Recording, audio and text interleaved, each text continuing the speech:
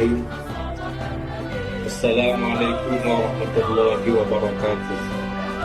Saya pimpinan MPU Kota Lusmawe, Tengku Muhammad Isa SPD, mengucapkan selamat Hari Radio ke-79 tahun. Semoga RRI selalu mengudara dan menjadi media yang independen, terpercaya, bersyarah Islam dan mendunia, mewujudkan Indonesia maju sesuai tema inspirasi keindonesiaan. Dirgahayu Radio Republik Indonesia, sekali di udara, tetap di udara. Wassalamualaikum warahmatullahi wabarakatuh.